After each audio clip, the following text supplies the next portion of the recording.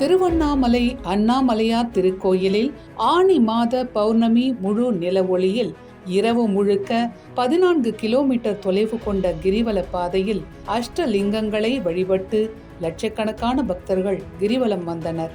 அதிகாலை கோயில் நடை திறக்கப்பட்டு அண்ணாமலையார் மற்றும் உண்ணாமுலை அம்மனுக்கு சிறப்பு அபிஷேக ஆராதனைகள் செய்யப்பட்டன.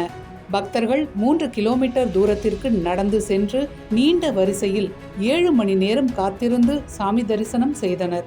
அதே வேளையில் 14 கிலோமீட்டர் தொலைவு கொண்ட கிரிவல பாதையில் இந்திரலிங்கம், அக்னிலிங்கம், யமலிங்கம், வாயுலிங்கம், நிருத்திலிங்கம், வருணலிங்கம், குபேரலிங்கம், ஈசான்ய லிங்கம் உள்ளிட்ட அஷ்டலிங்கங்களையும் திருநேர் அண்ணாமலையார், அடி அண்ணாமலை உள்ளிட்ட தெய்வங்களையும் வணங்கி லட்சக்கணக்கானோர் கிரிவலம் வந்தனர்.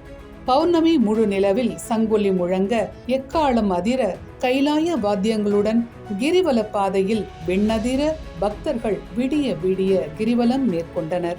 தீயணைப்பு துறை சார்பாக தண்ணீர் வைத்து தொடர்ந்து எரிகின்ற கற்பூரத்தை அணைத்துக் கொண்டிருந்த போதிலும் பிளாஸ்டிக் பேப்பருடன் கூடிய கற்பூரத்தை 16 கால் மண்டபம் முன்பாக பரவலாக ஏற்றி அதை தொட்டு வணங்கி பலர் கிரிவலம் சென்றனர்.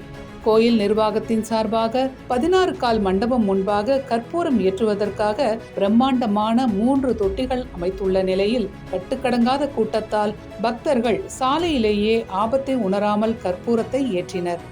அண்ணாமலையார் கோயிலில் கிரிவலம் முடித்த பக்தர்கள் சொந்த ஊர் திரும்புவதற்காக ரயில் நிலையத்தில் குவிந்ததால் கூட்ட நெரிசலும் ஏற்பட்டது.